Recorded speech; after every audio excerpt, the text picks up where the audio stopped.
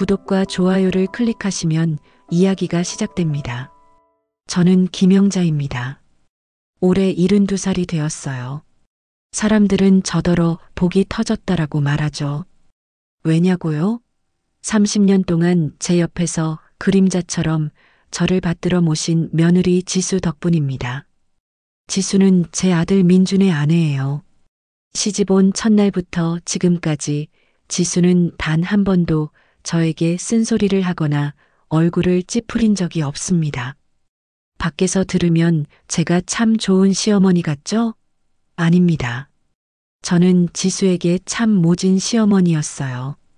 아마도 제가 겪었던 과거의 세월 때문일 겁니다. 저도 젊은 시절 시어머니에게 참 서러운 시간을 보냈습니다. 지수에게 똑같이 그러지는 않으려고 다짐했지만 세월이 흐르니 입으로는 자꾸만 억압하고 싶은 말들만 나오더군요.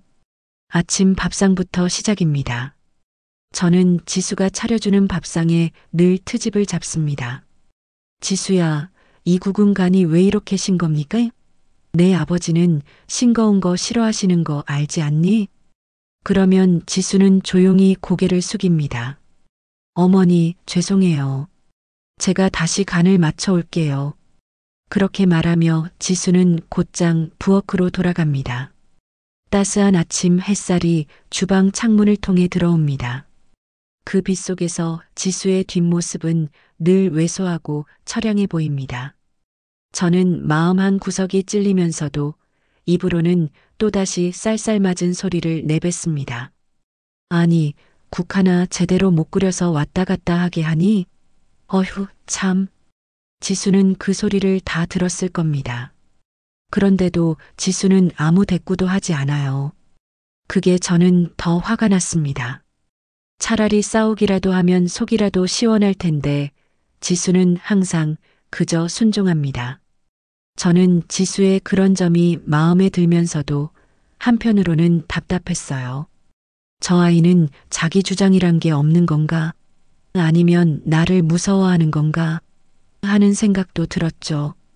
저희 집안에 시집 온 며느리는 당당해야 한다고 생각했습니다. 그런데 지수는 늘 그림자처럼 행동했습니다. 민준이가 중간에서 저를 말릴 때도 있었죠. 엄마, 지수한테 너무 그러지 마. 지수도 많이 노력하는 거잖아. 그럴 때마다 저는 민준이에게 따끔하게 말했습니다. 너는 며느리 편만 들 거니? 내 아내한테 따끔하게 가르쳐야 이 집안이 바로 서는 거야. 민준이는 제 말에 더 이상 토를 달지 못하고 조용히 고개를 떨굽니다. 민준이는 결혼 생활 내내 저와 지수 사이에서 힘들어하는 눈치였어요. 하지만 어쩌겠습니까? 이게 바로 시어머니의 자리, 이 집안의 기강을 잡는 저의 역할이라고 생각했습니다. 저는 스스로를 단단하게 무장했습니다. 시어머니로서의 권위를 놓지 않으려고 제 안에 있는 불안함을 감추려고 더 날카롭게 굴었습니다. 어느 날 저녁 식사 후 지수가 저에게 다가왔습니다. 지수는 늘 정갈한 자세로 서 있습니다. 어머니, 저희 친정 어머니가 편찮으셔서 이번 주말에 잠깐 다녀와도 될까요? 저는 지수의 눈을 똑바로 쳐다봤습니다. 지수의 눈동자는 흔들리지 않고 조용히 저를 응시했습니다. 친정? 너는 시집 온 지 30년이 되었는데도 아직도 친정 타령이니? 제 말에 지수의 입술이 아주 미세하게 떨렸습니다. 저는 그걸 놓치지 않았습니다. 내가 시댁 살림에 얼마나 보탬이 되었는지 생각해 보렴. 내 친정보다 시댁이 먼저 아니니? 다음에 가거라. 지수는 다시 고개를 숙였습니다. 네, 어머니. 창밖은 벌써 어둑해졌습니다. 창문 밖 가로등 불빛이 희미하게 거실을 비추었습니다. 그 어둠 속에서 지수는 그대로 굳어버린 듯 서 있었습니다. 저는 지수가 돌아서서 제 방으로 들어갈 때까지 등 뒤로 느껴지는 지수의 서글픈 감정을 무시했습니다. 이게 저의 30년 시집살이 방식이었습니다. 저는 지수가 저를 미워하고 있을 거라고 생각했습니다. 하지만 지수는 단 한 번도 그런 기색을 보인 적이 없었습니다. 저는 그 알 수 없는 지수의 마음에 불안함을 느꼈습니다. 그리고 그 불안함은 저를 더욱 날카롭게 만들었습니다. 저는 늘 완벽함을 추구했습니다. 특히 집안의 청결만큼은 제가 직접 나서서 관리했습니다. 그런데 며칠 전부터 집안에서 이상한 냄새가 나기 시작했습니다. 지수가 아무리 깨끗하게 청소를 해도 싱크대 근처에서 뭔가 쿰쿰한 냄새가 희미하게 올라왔습니다. 저는 지수를 불렀습니다. 지수야, 너 이 냄새 안 나니? 내가 요새 청소를 게을리하는 모양이구나. 이 냄새는 뭐니? 지수는 고개를 숙이고 싱크대 구석구석을 살폈습니다. 어머니, 죄송합니다. 제가 미처 확인하지 못한 모양이에요. 락스로 깨끗하게 닦아낼게요. 지수는 곧장 청소를 시작했지만 저는 왠지 모르게 불안했습니다. 그 냄새는 지수가 청소를 시작하자마자 사라지는 듯 했으나 잠시 후 다시 희미하게 코끝을 간지럽혔습니다. 제 코가 이상한 건가 싶기도 했지만 저는 제 감각을 믿었습니다. 그리고 그 냄새는 점점 더 자주 그리고 미묘하게 저를 괴롭히기 시작했습니다. 그 냄새뿐만이 아니었습니다. 저는 어느 날 아침 제가 어제 읽던 신문을 찾을 수 없었습니다.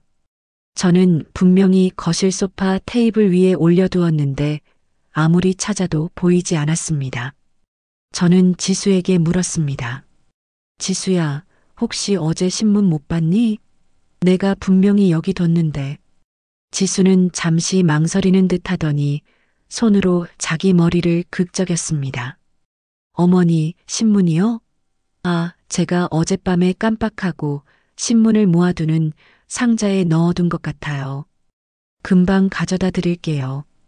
지수는 신문을 가져다 주었지만 저는 신문이 접힌 모양이 제가 읽던 방식과 다르다는 것을 눈치챘습니다.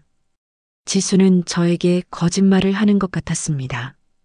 왜 나에게 사소한 신문으로 거짓말을 할까? 저는 의아했습니다. 하지만 굳이 그 문제를 크게 만들고 싶지 않아서 그냥 넘어갔습니다. 이런 이상한 일들은 점점 더 잦아졌습니다. 저는 자주 사용하는 안경을 찾지 못했고 외출할 때 입으려던 코트도 옷장 가장 구석에 있었습니다. 제 기억으로는 분명히 안경은 책상 위에, 코트는 옷장 앞쪽에 걸려 있었습니다. 지수에게 물어보면 지수는 늘 어머니, 제가 실수로 치웠나 봐요. 죄송합니다. 라고 말하며 곧바로 물건들을 찾아주었습니다. 지수는 항상 친절했지만 저는 지수의 눈빛에서 뭔가 불안하고 숨기고 싶은 감정을 읽었습니다. 어느 날 오후 저는 혼자 집 근처 공원으로 산책을 나섰습니다.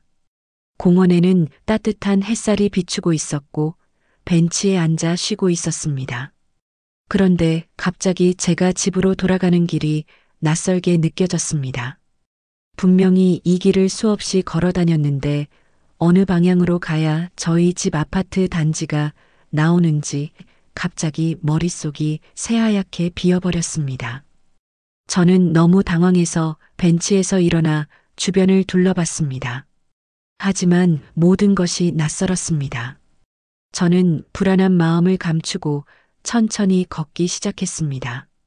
하지만 발걸음을 옮길수록 불안감은 커졌습니다. 내가 왜 이 길을 모르지? 내가 늙어서 드디어 정신이 나갔나? 하는 생각에 등골에 식은땀이 흘렀습니다. 그때 멀리서 저를 향해 뛰어오는 사람이 있었습니다.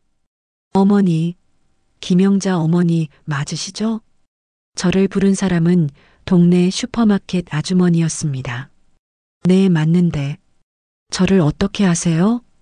아주머니는 숨을 헐떡이며 말했습니다. 아이고, 글쎄, 아까부터 아주머니가 계속 이 길을 맴도시는 것 같아서요.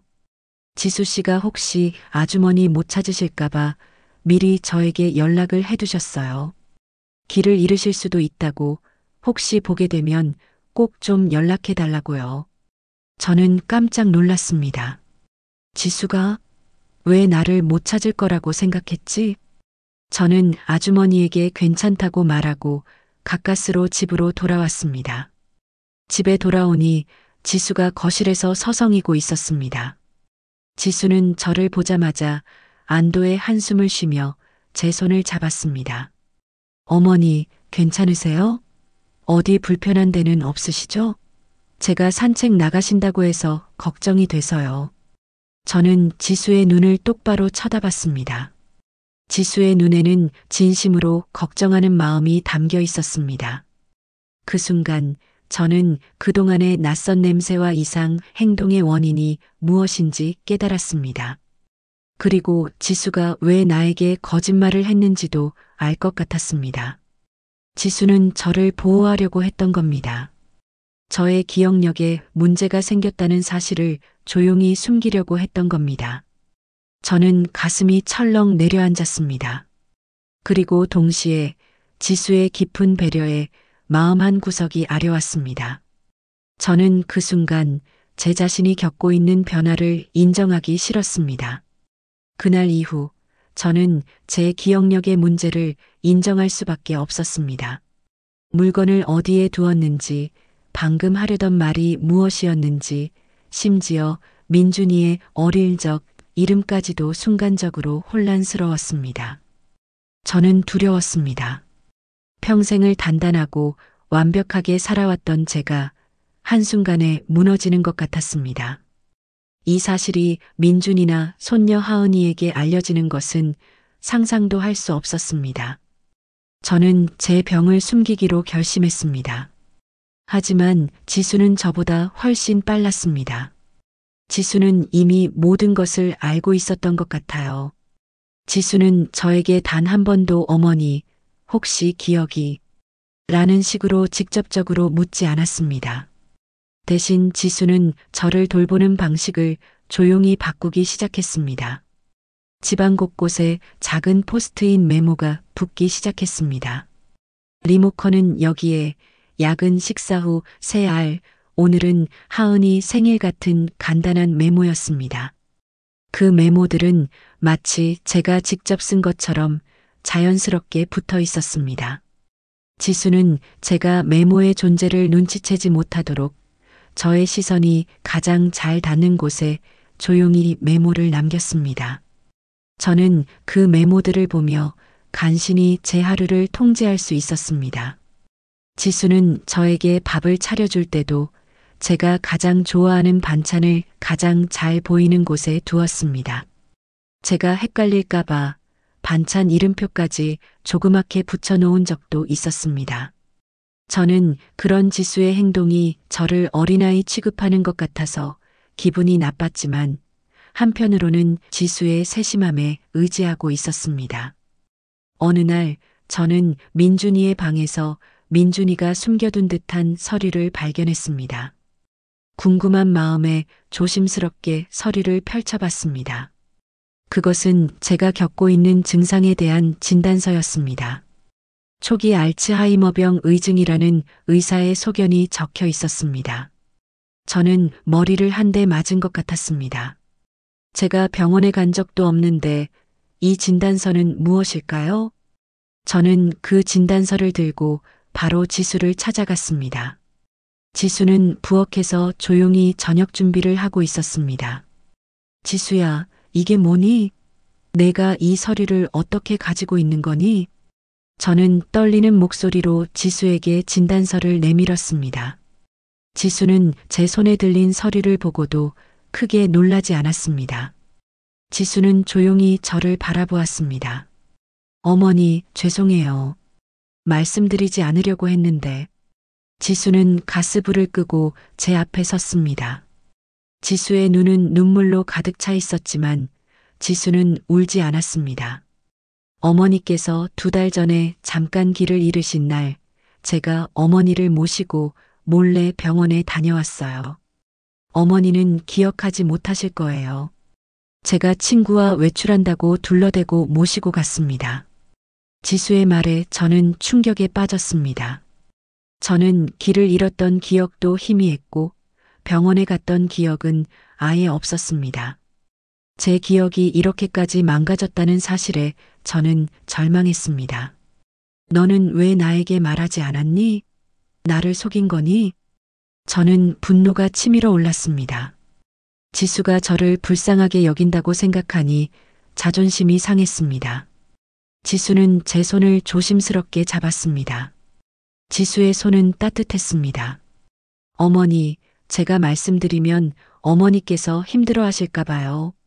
어머니는 평생 강하고 완벽한 분이셨잖아요. 갑자기 이 사실을 아시면 어머니의 자존심이 무너질까 봐 제가 옆에서 조용히 도와드리려고 했습니다. 민준이에게도 아직 말씀드리지 않았어요. 지수는 울음을 참고 있었습니다. 저는 지수의 얼굴을 바라보았습니다. 그동안 제가 지수에게 했던 모진 말들이 주마등처럼 스쳐 지나갔습니다. 저는 지수를 원망하고 모질게 대했지만 지수는 저를 위해 몰래 헌신하고 있었습니다. 저는 갑자기 목이 메었습니다. 하지만 여전히 제 자존심은 지수에게 고맙다는 말을 허락하지 않았습니다. 저는 떨리는 손으로 지수의 손을 뿌리쳤습니다. 됐어. 나는 괜찮아. 너는 쓸데없는 짓 하지 마라. 저는 그렇게 말하고 제 방으로 돌아왔습니다. 하지만 방에 들어와서도 저는 계속 눈물을 흘렸습니다. 제 자신이 너무나 한심하고 지수에게 너무나 미안했습니다. 따뜻한 햇빛이 방 안을 비추고 있었지만 제 마음은 한겨울처럼 차가웠습니다. 저는 제 병보다 지수의 진심을 외면해야 하는 제 자신이 더 괴로웠습니다. 지수는 제가 병을 인정할 수 있도록 조용히 기다려주고 있었던 겁니다. 제 증상은 점차 악화되었습니다. 초기 알츠하이머의 그림자가 제 삶을 뒤덮기 시작했습니다. 가장 심각했던 것은 인물 혼동이었습니다. 저는 제 며느리 지수를 자꾸만 옛 시어머니로 착각하기 시작했습니다. 그럴 때마다 제 안에는 억눌렸던 과거의 분노가 솟아올랐습니다. 어느 날 아침 지수가 저에게 죽을 끓여와서 제 방으로 들어왔습니다. 따뜻한 죽그릇을 지수가 제 앞에 내려놓는 순간 저는 지수의 얼굴에서 옛 시어머니의 표정을 봤습니다. 시어머니는 늘 저에게 명령조였고 저를 못마땅하게 여겼습니다. 어디서 감히 내가 나에게 죽을 가져와? 너는 이 집안에 시집와서 하는 일이 뭐니? 매일 밤늦게 들어오고 내가 이 집안의 기강을 다 무너뜨리는구나. 저는 소리를 질렀습니다. 지수는 당황한 표정을 지었지만 곧 표정을 바꾸고 조용히 제 옆에 앉았습니다. 어머니, 저 지수예요. 며느리 지수요. 하지만 저는 지수의 말을 들을 수 없었습니다. 제 머릿속은 이미 30년 전의 과거로 돌아가 있었습니다. 30년 전 시어머니에게 제가 당했던 모진 시집살이의 기억이 되살아났습니다. 저는 그동안 지수에게 억압했던 저의 감정들이 사실은 시어머니에게 풀고 싶었던 분노였다는 것을 깨닫지 못했습니다. 내가 감히 나에게 말을 대들어? 너는 그 입 다물고 내 할 일이나 해. 당장 나가. 저는 죽그릇을 밀쳐냈습니다. 뜨거운 죽이 바닥에 쏟아졌습니다. 지수는 아무 말 없이 쏟아진 죽을 치웠습니다. 지수의 얼굴에는 슬픔과 괴로움이 가득했지만 지수는 여전히 저에게 화를 내지 않았습니다. 민준이가 이 모습을 보고 달려왔습니다. 엄마, 왜 이래? 지수한테 왜 소리를 질러? 민준이는 저를 진정시키려고 했습니다. 하지만 저는 민준이조차 알아보지 못했습니다. 너는 누구니? 감히 내 아들에게 함부로 대하는구나. 당장 이 집에서 나가. 민준이는 눈물을 글썽였습니다. 민준이는 제가 진심으로 자신을 알아보지 못한다는 사실에 충격을 받은 것 같았습니다. 지수는 민준이의 어깨를 토닥이며 민준이를 방 밖으로 데리고 나갔습니다. 방 안에는 저와 지수, 아니, 저와 옛 시어머니만 남았습니다. 내가 우리 아들을 망치는구나. 너 때문에 우리 집안이 망하는 거야. 저는 과거 시어머니가 저에게 했던 말들을 똑같이 지수에게 퍼부었습니다. 지수는 바닥에 무릎을 꿇고 앉아 제 손을 잡았습니다.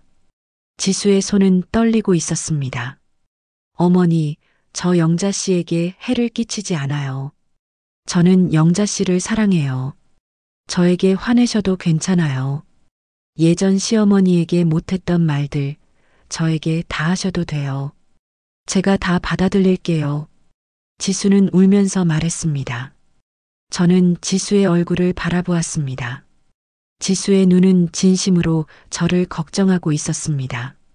그 눈빛은 시어머니의 차가운 눈빛과는 완전히 달랐습니다. 순간 제 머리가 맑아지는 것 같았습니다. 저는 지수의 얼굴을 다시 보았습니다. 지수의 얼굴이었습니다.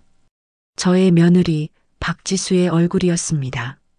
저는 방금 제가 지수에게 얼마나 끔찍한 말들을 했는지 깨달았습니다. 제 가슴이 찢어질 것 같았습니다. 저는 지수를 안아주려고 했지만 제 팔은 움직이지 않았습니다. 저는 그 자리에서 굳어버렸습니다. 제가 치매 때문에 얼마나 많은 사람들에게 상처를 주고 있는지 깨달았습니다. 따뜻한 오후 햇살이 창문으로 들어왔지만 저는 그 빛을 받을 자격이 없다고 느꼈습니다. 저는 지수에게 진심으로 사과하고 싶었습니다. 하지만 제 병세는 급격히 나빠져서 말을 제대로 할 수 없을 때가 더 많았습니다. 며칠 후 저는 제 서랍장 구석에서 낡은 일기장을 발견했습니다. 겉표지는 이미 색이 바래고 모서리가 달아 있었습니다. 그것은 제가 20살 꽃다운 나이에 민준이네 집으로 시집와서 썼던 30년 전의 일기장이었습니다. 떨리는 손으로 일기장을 펼쳤습니다. 첫 장에는 맑고 예쁜 글씨체로 저의 결혼 생활에 대한 기대와 희망이 적혀 있었습니다. 하지만 몇 장을 넘기자 글씨체는 불안정해지고 내용은 절망으로 가득 차 있었습니다. 1995년 3월 10일. 오늘 시어머니께서는 내가 끓인 된장찌개에 소금을 퍼부으셨다. 이런 찌개로 감히 우리 아들에게 밥을 먹이려고 하니라고 하셨다. 나는 부엌에 숨어 혼자 울었다. 아무도 내 편이 없다. 이 결혼이 맞는지 모르겠다. 1996년 7월 25일. 맑음. 시어머니께서 나에게 이 집안의 기강을 무너뜨리는 사람이라고 하셨다. 내가 이 집안의 모든 불행의 원인이라고 하셨다. 나는 내 자신이 너무나 초라하고 쓸모없게 느껴진다. 나는 왜 이 집에 왔을까? 일기장 속에 저는 눈물과 고통으로 가득 찬 젊은 여인이었습니다. 시어머니의 모진 말과 행동 때문에 저는 자존감을 잃고 매일 밤 울었습니다. 그 일기장 속의 고통은 제가 겪었던 현실이었습니다. 저는 일기장을 읽으면서 과거에 제가 느꼈던 서러움과 분노를 다시 느꼈습니다. 그리고 제가 며느리 지수에게 했던 행동들이 바로 그 시어머니의 행동과 똑같았다는 사실에 저는 몸서리쳤습니다. 제가 지수에게 쏟아냈던 독설들은 사실 제가 30년 전에 시어머니에게 들었던 말들을 되풀이한 것이었습니다. 저는 제 상처를 며느리에게 대물림하고 있었던 겁니다. 저는 제가 며느리에게 상처를 주면서 제 상처를 치유하려고 했던 어리석은 사람이었습니다. 저는 일기장을 가슴에 품고 하염없이 울었습니다. 따뜻한 봄날 오후에 햇살이 방 안을 비추고 있었지만 제 눈물은 멈추지 않았습니다. 그때 문이 조용히 열리고 지수가 들어왔습니다. 지수는 제 얼굴을 보자마자 깜짝 놀랐습니다. 어머니, 왜 그러세요? 어디 아프세요? 지수는 저에게 달려와 제 손을 잡았습니다. 저는 떨리는 손으로 지수에게 일기장을 내밀었습니다. 지수야, 내가 미안하다. 내가 너에게 너무 모질게 굴었어. 내가 당했던 그대로 너에게 갚았구나. 저는 말을 잇지 못하고 울었습니다. 지수는 제 일기장을 조심스럽게 받았습니다. 지수는 일기장을 펼치지 않고 제 무릎에 조용히 덮어주었습니다. 그리고 저를 안아주었습니다. 지수의 품은 따뜻하고 부드러웠습니다. 어머니, 아니에요. 저는 어머니 마음 다 알아요. 어머니가 시어머니께 얼마나 힘드셨을지. 제가 늘 어머니 마음속의 상처를 알아요. 저는 어머니가 저에게 화를 내실 때마다 어머니가 예전 시어머니께 하려던 말을 대신하고 있다고 생각했어요. 괜찮아요, 어머니. 지수의 말에 저는 더욱 크게 울었습니다. 지수는 이미 모든 것을 알고 있었습니다. 제가 겪었던 고통과 상처를 지수는 모두 이해하고 있었습니다. 30년 동안 지수는 제가 아니라 과거의 제 상처와 싸우고 있었던 겁니다. 지수는 제 상처를 용서하고 저를 안아주었습니다. 이 순간 저는 지수가 이 세상에서 가장 따뜻하고 고마운 존재라는 것을 깨달았습니다. 저는 지수를 안고 오랫동안 흐느껴 울었습니다. 제 눈물은 30년 전의 저와 현재의 저, 그리고 지수에게 쌓였던 모든 응어리를 씻어내는 것 같았습니다. 지수에게 모든 것을 털어놓고 용서를 빌었지만 제 병세는 멈추지 않았습니다. 오히려 그날 이후 제 치매 증상은 더욱 혼란스러워졌습니다. 저는 지수에게 미안함과 고마움을 느끼면서도 순간순간 지수를 다시 옛 시어머니로 착각하고 모진 말을 쏟아냈습니다. 이런 상황에서 아들 민준이는 점점 지수에게 오해를 하기 시작했습니다. 민준이는 제가 치매 증상을 보이기 시작한 이후 지수가 저를 잘 돌보지 않거나 혹시 저에게 스트레스를 주어 병을 악화시키는 것은 아닌지 의심하기 시작했습니다. 민준이는 지수가 항상 조용히 저의 간병을 도맡아 하는 모습만 보았을 뿐 지수가 저를 위해 몰래 병원에 다녀오고 메모로 저를 보호하고 제가 쏟아낸 분노를 묵묵히 받아냈던 숨겨진 노력을 알지 못했습니다. 어느 날 저녁 제가 갑자기 화장실을 찾지 못하고 거실에서 실수를 했습니다. 지수는 아무 말 없이 저를 부축하여 화장실로 데려갔고 민준이가 오기 전에 거실 바닥을 깨끗하게 치웠습니다. 하지만 민준이는 그 모습을 목격했습니다. 지수야, 어머니가 왜 저러셔? 너는 뭐 하는 거야? 어머니를 좀 잘 모셔야지. 민준이는 지수에게 버럭 화를 냈습니다. 지수는 민준이에게 아무 변명도 하지 않았습니다. 지수는 그저 고개를 숙였습니다. 민준아, 미안해. 내가 조금 더 신경 쓸게. 지수의 그 태도가 민준이의 오해를 더욱 키웠습니다. 민준이는 지수가 저를 귀찮아하고 저의 병을 외면한다고 생각했습니다. 민준이의 얼굴에는 분노와 서운함이 가득했습니다. 저는 민준이에게 지수의 진심을 말해주고 싶었지만 제 입은 말을 듣지 않았습니다. 혀는 굳어버렸고 저는 그저 눈물만 흘릴 수 있었습니다. 민준아, 지수는 아니야. 저는 간신히 말을 하려고 했지만 제 목소리는 웅얼거리는 소리밖에 나지 않았습니다.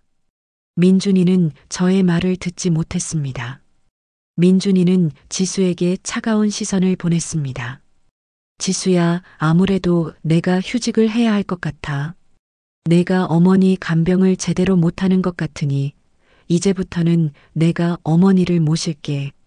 민준이의 말에 지수는 깜짝 놀랐습니다. 민준아, 그게 무슨 말이야? 내가 휴직을 하면 생계는 어떻게 해? 내가 괜찮아. 내가 어머니를 잘 모시고 있어. 하지만 민준이는 이미 오해에 사로잡혀 있었습니다. 아니, 나는 못 믿겠어. 어머니가 이렇게 갑자기 악화되실 리가 없어. 너는 어머니의 병을 감당하기 힘든 거잖아. 인정해. 민준이는 지수의 손을 뿌리쳤습니다. 지수는 슬픔에 잠긴 표정으로 민준이를 바라보았습니다. 저는 그 자리에서 아무것도 할 수 없었습니다. 제가 며느리에게 행했던 모든 악행의 업보가 민준이의 오해를 통해 지수에게 돌아가고 있는 것 같았습니다. 따뜻한 거실 조명 아래 가족의 갈등은 최고조에 달했습니다. 저는 민준이에게 소리치고 싶었습니다. 내 아내는 내가 생각하는 것보다 훨씬 훌륭한 사람이야. 하지만 제 목소리는 나오지 않았습니다. 저는 절망했습니다. 저는 제가 며느리를 위해 할 수 있는 것이 아무것도 없다는 사실에 고통스러웠습니다. 이 모든 고통은 제가 30년 동안 지수에게 쌓았던 불필요한 갈등에서 비롯된 것이었습니다. 민준이와 지수의 갈등은 며칠 동안 계속되었습니다. 민준이는 지수를 피했고 지수는 조용히 민준이의 눈치를 봤습니다. 집안에는 차가운 침묵이 흘렀습니다. 저의 병세는 점점 심해져서 이제는 민준이와 지수, 심지어 제 손녀 하은이도 가끔 알아보지 못할 때가 있었습니다. 어느 날 저녁 민준이가 저를 모시고 병원에 다녀온 후 지수에게 다시 한번 차가운 말을 내뱉었습니다. 지수야, 의사 선생님이 그러시더라. 어머니의 증상이 갑자기 나빠진 것은 스트레스 때문일 수도 있다고. 너는 어머니를 모시는 게 힘들다면 솔직하게 말했어야지. 왜 어머니를 괴롭게 하니? 민준이의 말은 지수를 향한 직접적인 비난이었습니다. 지수는 이번에도 아무 말 없이 눈물만 흘렸습니다. 지수는 민준이에게 자신의 헌신을 말해봐야 소용이 없다고 생각한 것 같았습니다. 그때 옆에서 조용히 듣고 있던 손녀 하은이가 갑자기 폭발했습니다. 하은이는 이제 막 18살이 된 고등학생이었습니다. 아빠가 어떻게 엄마한테 그런 말을 할 수 있어? 하은이는 울면서 민준이에게 소리쳤습니다. 민준이는 하은이의 예상치 못한 반응에 놀랐습니다. 하은아, 내가 뭘 안다고 그래. 어른들 이야기에 끼어들지 마. 하은이는 눈물을 닦고 민준이를 노려봤습니다. 나는 다 봤어. 할머니가 치매 때문에 엄마를 옛날 시할머니로 착각하고 얼마나 심한 말을 했는지 나는 다 봤다고. 엄마는 할머니가 소리를 지르고 물건을 던져도 한 번도 화내지 않았어. 하은이의 목소리는 떨렸지만 단호했습니다. 엄마는 할머니가 길을 잃을까봐 2달 전부터 매일 아침 저녁으로 동네를 돌았어. 할머니가 잊어버리실까봐 방마다 할머니 글씨체랑 똑같이 메모를 만들어서 붙였어. 그 메모가 뭔지 알아? 할머니가 절대 잊고 싶지 않았던 소중한 기억들이었어. 하은이의 말에 민준이는 얼굴이 새하얗게 질렸습니다. 민준이는 하은이의 말을 믿을 수 없다는 표정이었습니다. 저 역시 하은이의 말에 충격을 받았습니다. 지수가 저를 위해 했던 모든 행동들이 단순한 간병이 아니라 저의 기억을 지키기 위한 필사적인 노력이었다는 사실을 깨달았습니다. 하은이는 계속해서 울분을 토했습니다. 할머니가 옛날 시할머니한테 당했던 모진 말들을 엄마한테 똑같이 했을 때 엄마는 조용히 할머니를 안아줬어. 엄마는 괜찮아요, 어머니. 제가 다 받아줄게요. 라고 말했어. 아빠는 회사를 핑계로 할머니 옆에 없었잖아.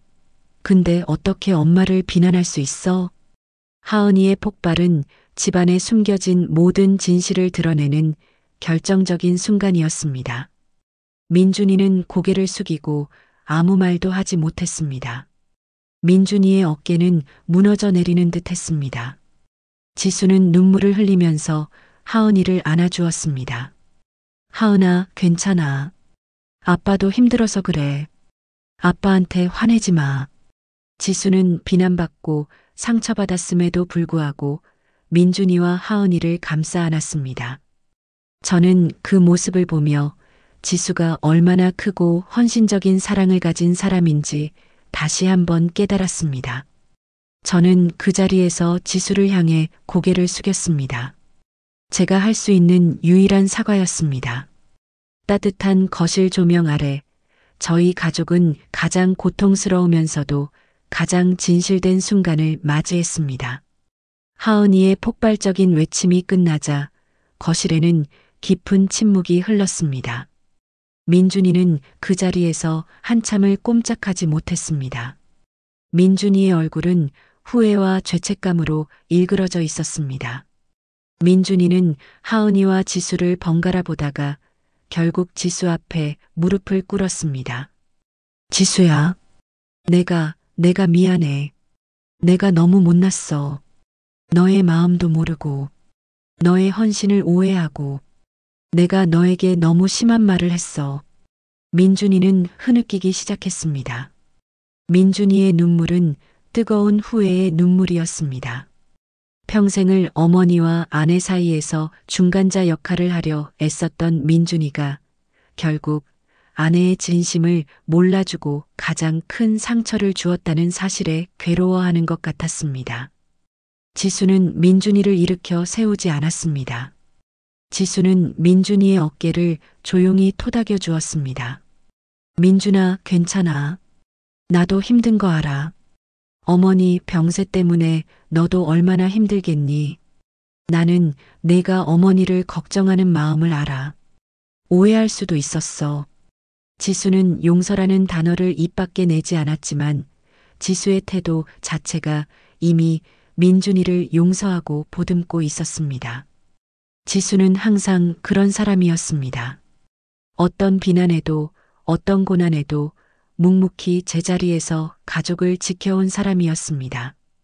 저는 그 모습을 보면서 제가 30년 동안 이 훌륭한 며느리를 얼마나 괴롭혀왔는지 다시 한번 깨달았습니다.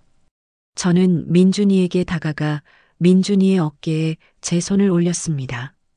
제 손은 떨리고 있었지만 저는 민준이에게 제가 할 수 있는 유일한 위로를 전하고 싶었습니다. 민준아, 지수는 정말 좋은 아내야. 내가 복이 많다. 내가 잘못했어. 제 말은 띄엄띄엄 나왔지만 민준이는 제 말을 알아들었습니다. 민준이는 제 손을 잡고 눈물을 흘렸습니다. 엄마도 그동안 얼마나 힘드셨어요. 제가 엄마 마음도 몰라주고 제가 불효했어요. 민준이는 울면서 저에게 사과했습니다. 그 순간 저희 가족의 30년 갈등과 오해가 눈 녹듯 사라지는 것 같았습니다. 저희 가족은 병이라는 고통 속에서 가장 깊은 진심을 나누고 있었습니다. 며칠 후 민준이는 휴직을 포기하고 다시 회사로 돌아갔습니다. 민준이는 지수에게 깊은 감사를 표했습니다. 지수야, 미안하지만 어머니 간병은 내가 맡아줬으면 좋겠어. 내가 휴직을 하는 것보다 내가 어머니 옆에 있는 것이 어머니에게 가장 큰 안정감을 주는 것 같아. 내가 회사에서 더 열심히 해서 너와 어머니에게 보답할게. 지수는 환하게 웃었습니다. 당연하지, 민준아. 어머니는 내 어머니잖아. 걱정하지 마. 그날 저녁 지수는 저를 위해 특별한 저녁 식사를 준비했습니다.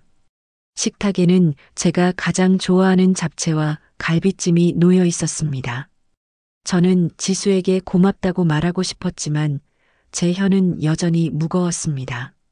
저는 그저 지수의 손을 잡고 눈물을 흘렸습니다.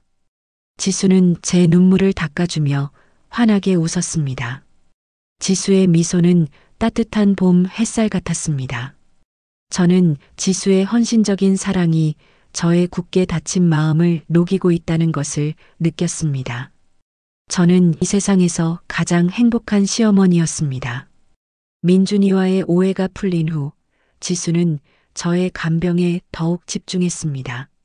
지수는 저를 위해 프로젝트 힐링이라는 것을 시작했습니다.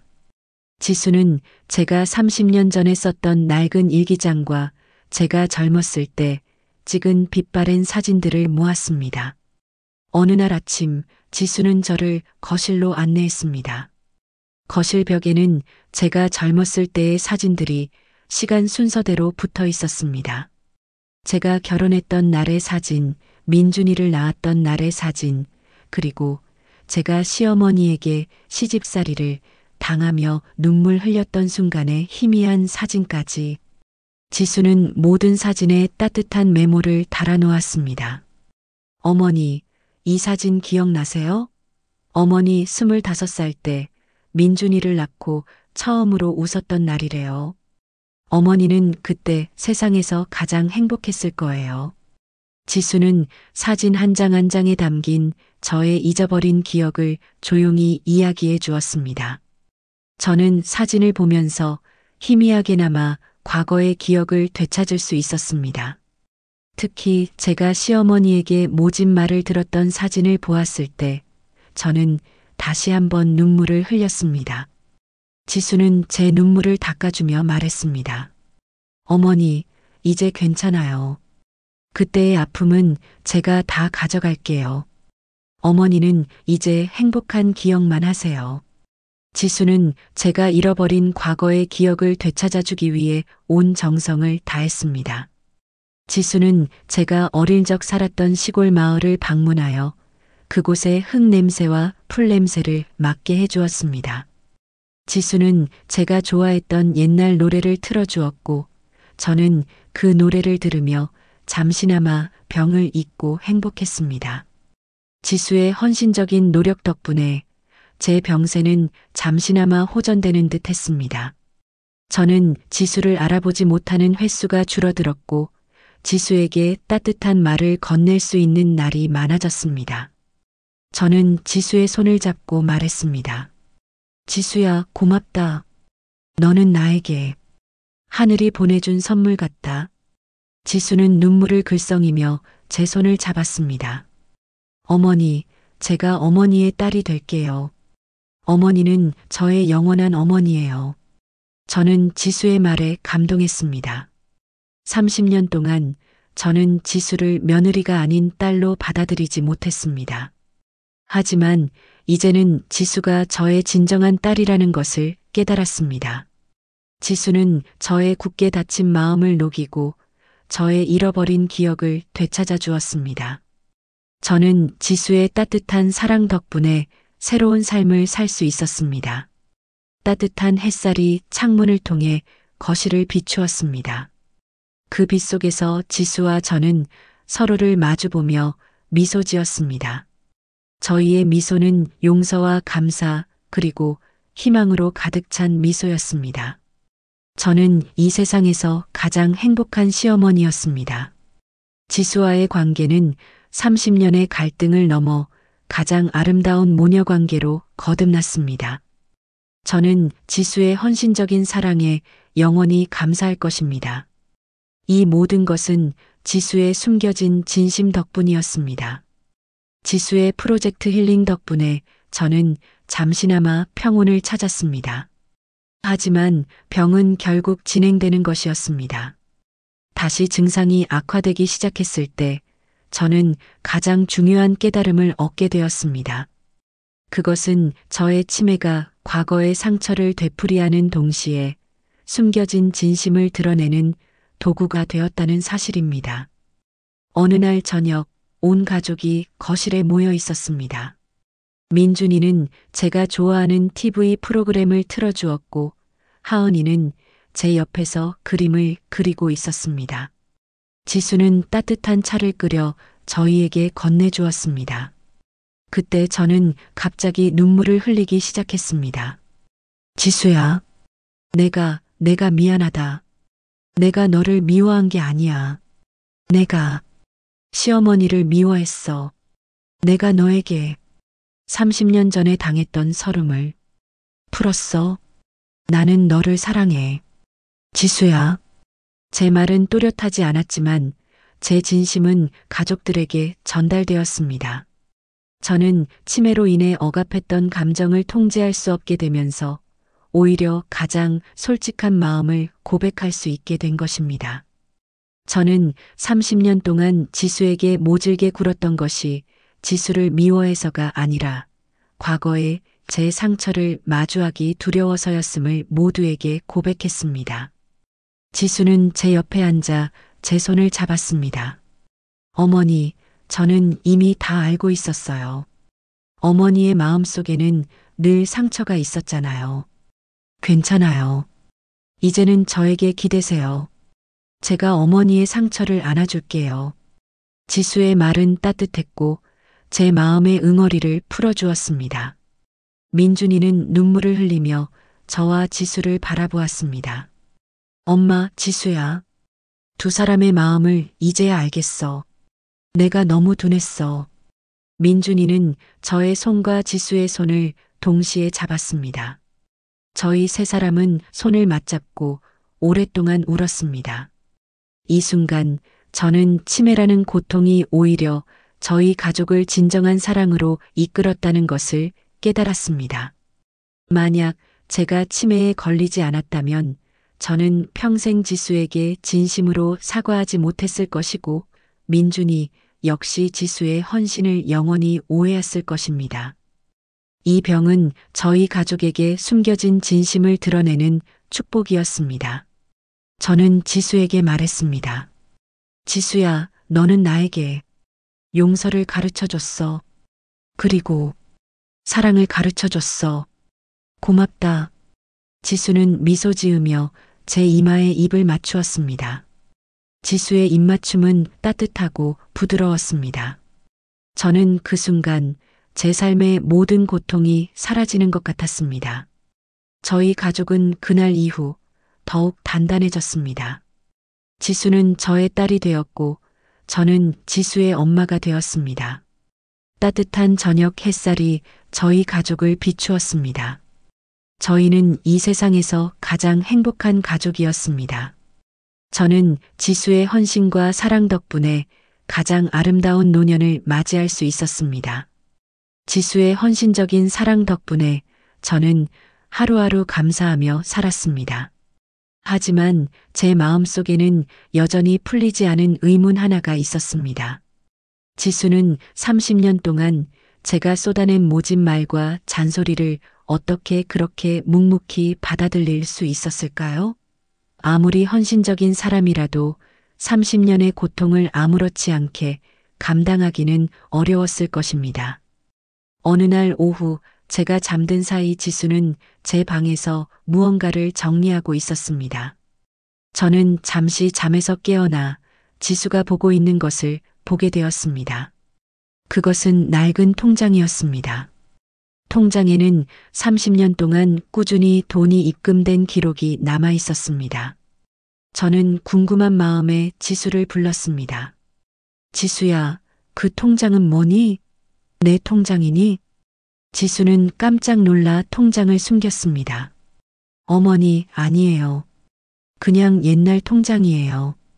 지수는 저에게 보여주기를 꺼려했지만 저는 지수에게 통장을 보여달라고 간청했습니다. 지수는 결국 통장을 제 손에 건네주었습니다. 통장에는 친정 어머니 용돈이라는 작은 글씨가 적혀 있었습니다. 그리고 입금된 금액은 매달 50만 원씩 30년 동안 한 번도 빠짐없이 기록되어 있었습니다. 저는 통장의 금액을 보고 충격에 빠졌습니다. 1억 8천만 원이 넘는 거액이었습니다. 그리고 그 돈은 지수가 30년 동안 시집살이를 견디며 몰래 친정어머니에게 보낸 돈이었습니다. 저는 지수가 왜 그 돈을 숨겼는지 알 것 같았습니다. 제가 친정에 가는 것을 극도로 싫어했기 때문입니다. 저는 떨리는 손으로 통장을 들고 지수를 바라보았습니다. 지수야, 이 돈이 정말 내 친정어머니 용돈이니? 너는 나에게 늘 용돈 한 번 달라고 한 적이 없는데. 지수는 눈물을 글썽이며 고개를 끄덕였습니다. 어머니, 제가 시집 온 후 친정어머니께서 혼자 계셨어요. 제가 어머니의 반대 때문에 친정에 자주 갈 수 없었지만 마음으로는 늘 죄송했어요. 그래서 제가 몰래 아르바이트를 했어요. 그 돈으로 매달 친정 어머니께 용돈을 보내드렸어요. 어머니께 말씀드리면 어머니께서 화내실까봐 숨겼어요. 지수는 30년 동안 저의 모진 시집살이를 견디면서도 친정어머니에 대한 효심을 놓지 않았던 것입니다. 그리고 그 돈은 지수가 저에게 받은 모든 상처와 고통을 묵묵히 견디게 해준 힘의 원천이었을지도 모릅니다. 지수는 저에게 30년의 희생과 사랑을 선물하고 있었던 것입니다. 저는 지수의 손을 잡고 눈물을 흘렸습니다. 지수야, 너는 정말 훌륭한 딸이구나.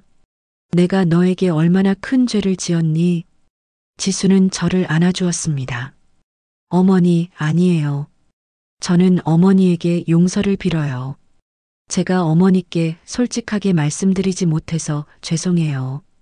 저는 지수에게 진심으로 감사했습니다. 지수는 저의 깐깐함 속에서도 자신의 삶과 효심을 지켜냈습니다. 저는 지수의 헌신적인 사랑에 다시 한번 감동했습니다. 저는 그날 이후 지수를 가장 존경하는 사람으로 여기게 되었습니다. 따뜻한 오후 햇살이 방 안을 비추었습니다. 저희는 서로를 안고 오랫동안 눈물을 흘렸습니다. 지수의 숨겨진 30년의 선물을 알게 된 후 저는 지수에 대한 존경심을 갖게 되었습니다. 지수는 저의 깐깐함을 묵묵히 견디면서도 자신의 삶을 충실히 살았던 현명한 여인이었습니다. 저는 지수에게 진심으로 감사했습니다. 며칠 후 지수는 저에게 두꺼운 노트 한 권을 건네주었습니다. 어머니, 이거 어머니가 아프신 후부터 제가 매일 쓴 치매 간병일지예요. 어머니께서 나중에 기억을 되찾으시면 꼭 읽어보셨으면 좋겠어요. 지수는 수줍게 웃으며 말했습니다. 저는 떨리는 손으로 노트를 펼쳤습니다. 노트 안에는 지수의 꼼꼼하고 정갈한 글씨로 저의 하루하루가 기록되어 있었습니다. 제가 아침에 몇 시에 일어났는지, 무슨 음식을 먹었는지, 어떤 표정을 지었는지, 심지어 제가 지수를 옛 시어머니로 착각하고 쏟아낸 모진 말들까지도 하나도 빠짐없이 기록되어 있었습니다. 2025년 5월 10일 어머니께서 저를 옛 시어머니로 착각하고 된장찌개를 엎으셨다. 너는 이 집안의 기강을 무너뜨리는 사람이라고 하셨다. 나는 슬펐지만 어머니의 눈 속에서 30년 전의 상처를 보았다. 어머니는 그 상처를 풀고 싶으셨을 것이다. 괜찮다. 내가 어머니의 상처를 안아줄 것이다. 2025년 6월 22일 어머니께서 길을 잃으셨다. 어머니를 모시고 몰래 병원에 다녀왔다. 어머니는 기억하지 못하셨다. 어머니의 자존심을 지켜드리고 싶다. 나는 어머니의 병을 숨기고 어머니의 삶을 지켜드릴 것이다. 저는 지수가 쓴 간병일지를 읽으면서 다시 한번 눈물을 흘렸습니다. 지수는 제가 쏟아낸 모든 분노와 모진 말을 사랑과 이해로 감싸 안았습니다. 지수는 저를 미워하지 않고 오히려 저의 상처를 치유해 주려고 노력했습니다. 지수의 간병일지는 단순한 기록이 아니라 30년의 사랑과 헌신이 담긴 가장 감동적인 편지였습니다. 저는 지수의 손을 잡고 말했습니다. 지수야, 너는 나에게 정말 큰 사랑을 가르쳐 줬구나. 내가 너에게 받은 사랑을 어떻게 갚아야 할지 모르겠다. 지수는 미소 지으며 말했습니다. 어머니, 저는 어머니의 사랑만 있으면 돼요. 어머니께서 저를 진심으로 받아주신 것만으로도 저는 충분해요. 저는 지수의 말에 감동했습니다. 지수는 저의 며느리였지만 저에게는 가장 훌륭한 스승이었습니다. 지수는 저에게 용서, 사랑, 그리고 희생의 가치를 가르쳐 주었습니다.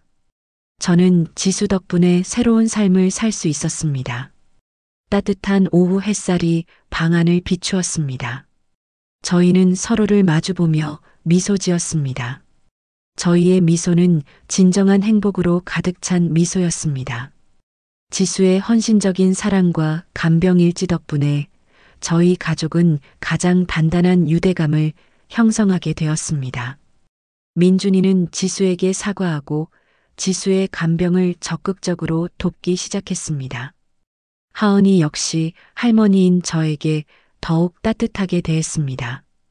저는 치매라는 고통 속에서 가장 아름다운 가족의 사랑을 발견했습니다. 며칠 후 지수는 저를 위해 기억 복원 파티를 열어주었습니다. 지수는 저희 가족과 제가 가장 소중하게 생각하는 사람들을 초대했습니다. 파티 장소는 저희 집 거실이었습니다. 거실은 따뜻한 조명과 제가 좋아하는 꽃들로 장식되어 있었습니다.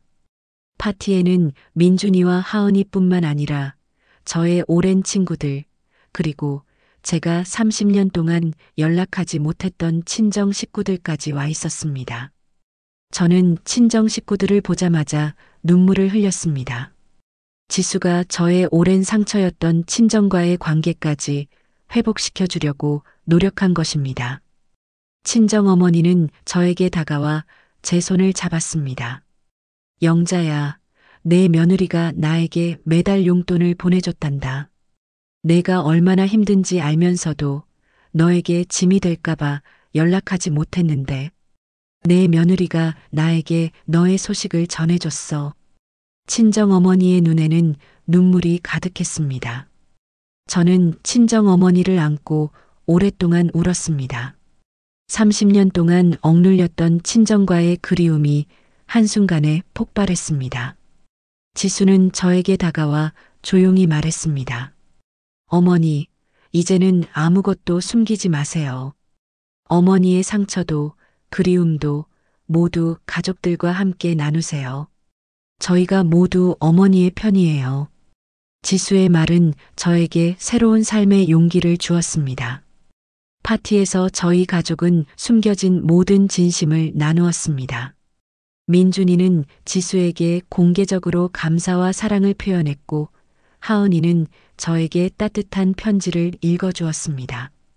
저는 지수에게 진심으로 감사와 용서를 빌었습니다. 저는 파티에서 가장 행복한 사람이었습니다. 치매라는 고통이 오히려 저희 가족에게 진정한 사랑의 가치를 가르쳐 주었습니다. 저는 지수의 헌신적인 사랑과 가족들의 따뜻한 마음 덕분에 가장 아름다운 노년을 맞이할 수 있었습니다. 따뜻한 거실 조명 아래 저희 가족은 영원한 사랑과 행복을 약속했습니다.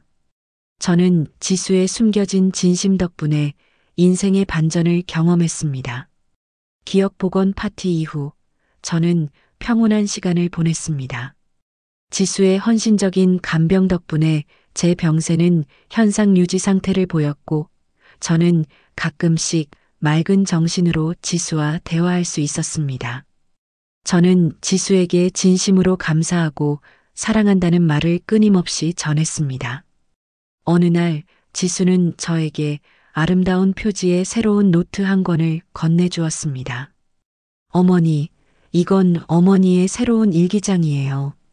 저는 어머니가 이 노트에 매일매일 행복했던 순간들을 기록해 주셨으면 좋겠어요.